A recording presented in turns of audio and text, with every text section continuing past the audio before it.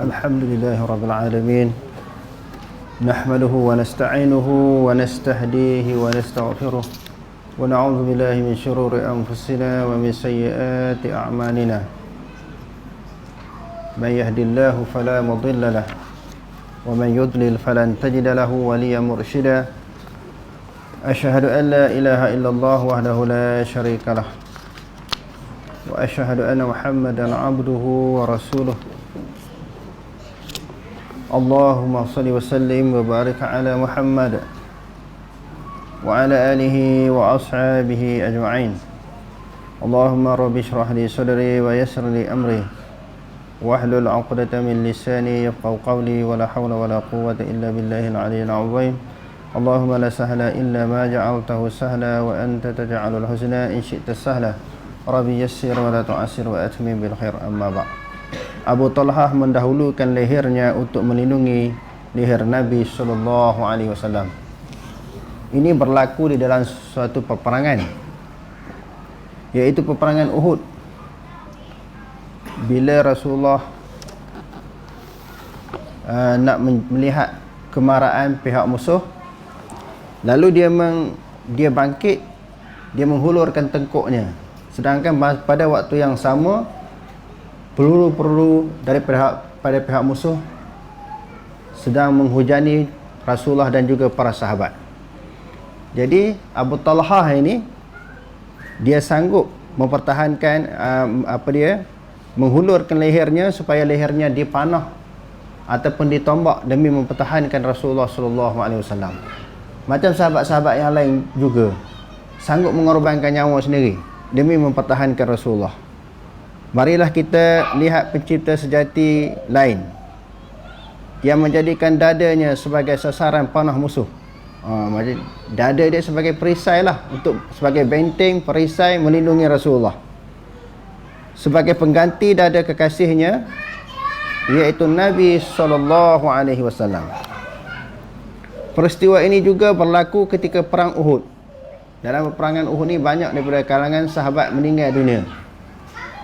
Daripada kalangan sahabat Nabi meninggal dunia, termasuklah bapa saudara Nabi terbunuh di dalam peperangan Uhud. Siapakah nama bapa saudara Nabi yang terbunuh di dalam peperangan Uhud?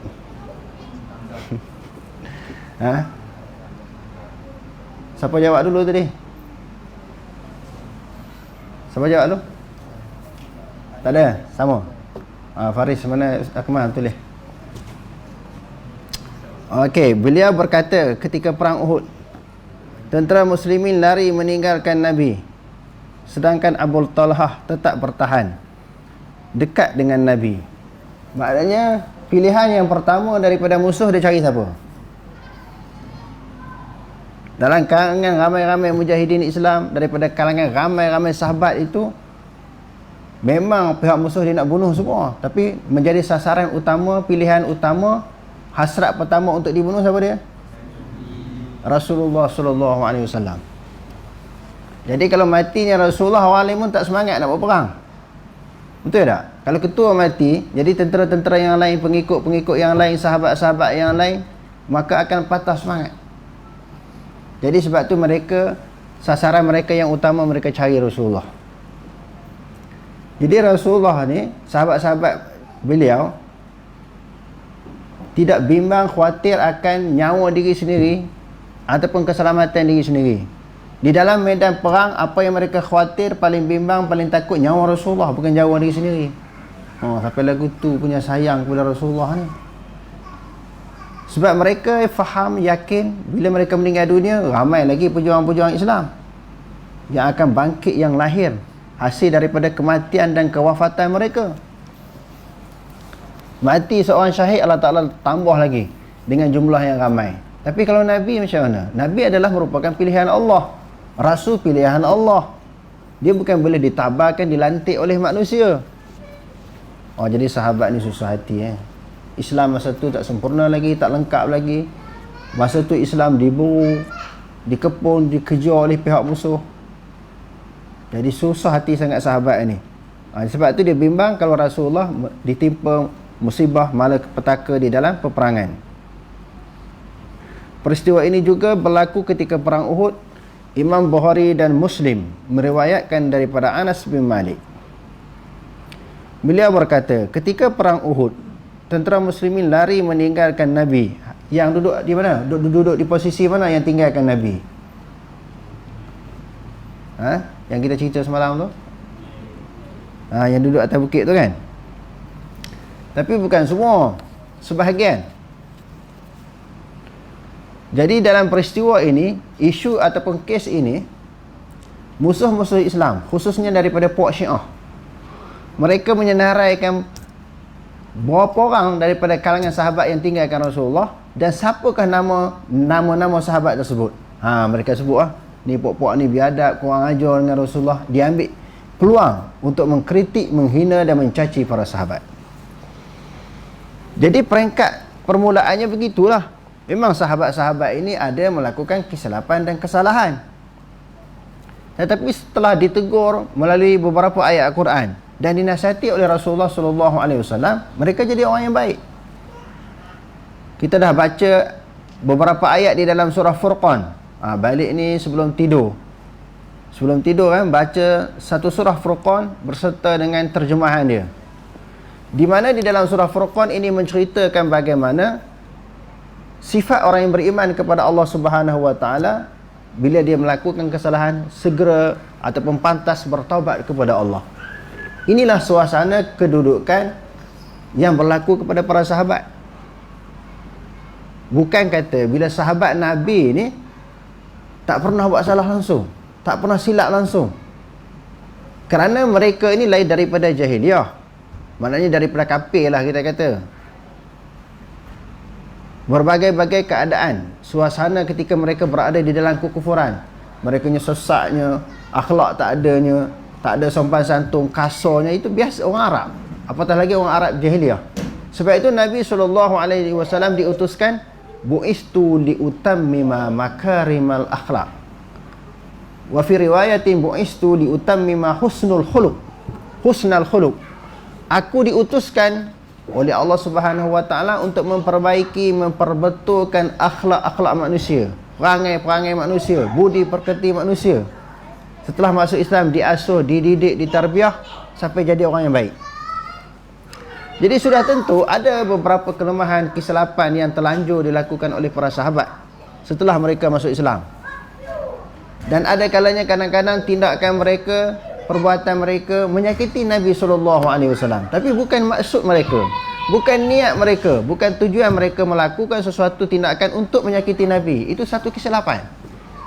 Jadi apa yang saya nak cerita di sini berdasarkan kepada peristiwa ini, puak-puak Syiah kata tengok para sahabat ni biadab, tak setia dengan Rasulullah, sanggup meninggalkan Rasulullah di dalam keadaan yang sangat genting begitu, sanggup lari. Orang yang macam ni kah kita nak menghormati? Syiah masuk jarum. Sebab tu kita orang Islam sangat penting kita belajar hadis. Bila kita belajar hadis ni, di dalam disiplin ilmu kita segala maklumat perlu kepada penapisan. Begitu juga selain daripada hadis, maknanya buku-buku sirah yang menceritakan sirah Nabi dan juga sirah para sahabat perlu ditapis. Sebab di sana musuh-musuh Islam sentiasa menulis, mengarang, memesongkan fakta-fakta di dalam agama Islam berkaitan dengan hadis Nabi dan juga sirah-sirah Nabi dan para sahabat. Dia kata di sini, beliau berkata ketika perang Uhud, tentera muslim lari meninggalkan Nabi SAW, sedangkan Abu Talhah tetap bertahan dekat dengan Nabi SAW untuk melindungi baginda dengan perisainya. Perisainya tubuh badan dia sendirilah yang menjadi perisai. Abu Talhah merupakan seorang pemanah yang handal. Kalau dulu pemanah ni maknanya penembak tepat. Kalau sekarang ni di istilahnya apa dia? Kalau dalam polis, dalam tentera, dia ada penembak tepat kan. Jadi penembak tepat inilah yang ditempatkan oleh Rasulullah SAW berada di atas bukit Uhud. Berapa jumlah mereka? Dah lupa. 30? 50 orang kan.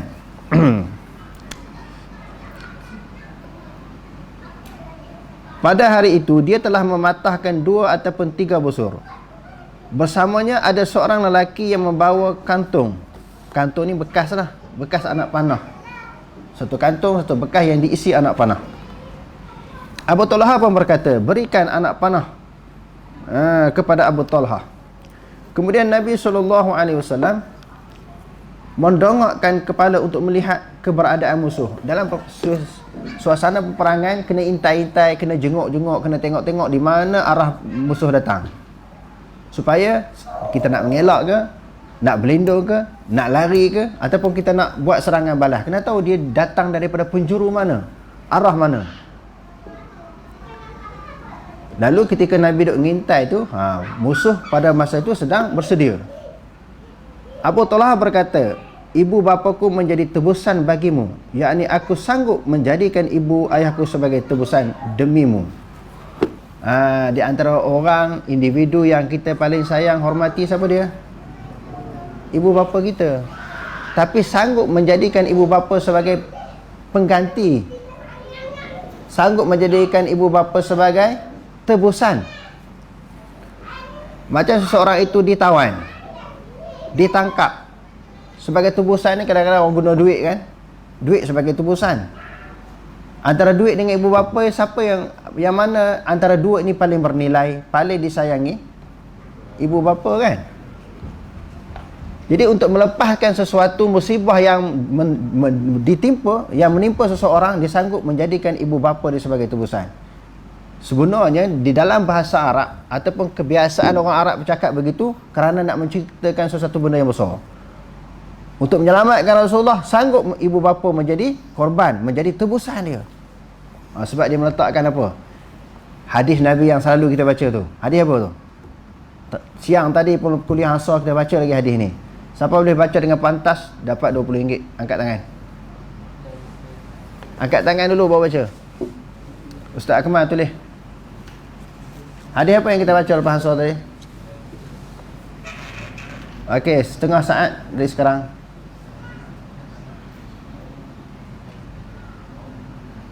Apa? Kalau tak betul, bayar balik RM20. Baca mesti betul. Tak ada silap.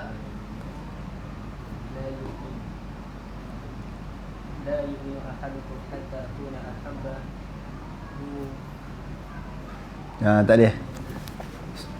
Okey, ada lagi siapa nak baca? Tak ingat kan? La yu'minu ahadukum hatta akuna ahabba ilaihi min walidihi wa waladihi wan nasi ajma'in. Jadi sahabat ini dia beramal dengan hadis tu. Bukan hadis tu sahajalah, semua hadis dia beramal. Tapi dalam isu ini dia teringat hadis tu. Tidak sempurna iman seseorang kamu sehingga dia meletakkan aku paling dia sayang daripada ayahnya, anaknya dan seluruh manusia. Abu Talha berkata, ibu bapaku menjadi tebusan bagimu, yakni aku sanggup menjadikan ibu bapaku tebusan demimu. Janganlah engkau mendongak kepala, sebab anak panah musuh akan mengenaimu. Biarlah leherku melindungi lehermu. Dia sanggup, dia dahulukan leher dia untuk dipanah, ditombak demi mempertahankan Rasulullah SAW. Maknanya sanggup gadai nyawa lah. Kesimpulannya sanggup gadai nyawa demi Rasulullah. Allahu Akbar. Lihatlah apa yang dilakukan oleh seorang pecinta sejati. Apakah cita-cita dan kemahuannya? Sahabat buat macam tu kerana nak syurga, sebagai bukti cintanya kepada Rasulullah. Satu hadis yang lain yang selalu kita baca, 3 perkara ni siapa-siapa yang ada dalam diri dia, dia telah memiliki kemanisan iman. Yang ni kita bagi RM30 kalau dapat baca. Baca jangan salah. Cukup Arab lah. Melayu. Apa guna belajar bahasa Arab? Okey, siapa nak baca? Tak ingat juga, okey? Soalan ni besok pula.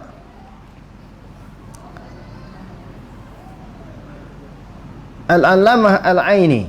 Okey, satu soalan lagi. Alamah Aini ni dia berpegang kepada mazhab apa?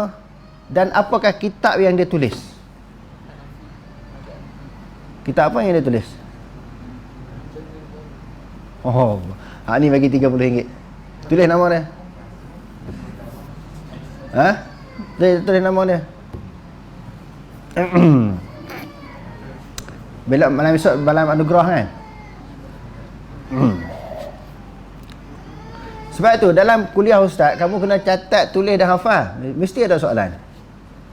Hak lepas-lepas kamu tak ingat kan, jadi rugi. Berapa banyak dah duit kalau terkumpul tu, boleh dapat duit raya dah. Boleh beli tiket kapal terbang, bukan kereta api je. Kalau daripada awal kuliah kamu boleh jawab dengan betul. Okey? Biarlah leherku melindungi lehermu. Ini berlaku di hadapan dia kata, yakni aku berdiri di hadapanmu supaya apabila datang anak panah musuh, ia akan terkena leherku, bukan lehermu. Kata Syekh Muhammad Fuad Abdul Baqi, ini adalah satu bentuk doa. Maksudnya, semoga Allah menjadikan leherku lebih dekat dengan anak panah berbanding dengan lehermu, agar ia terkenaku tanpa terkena lehermu.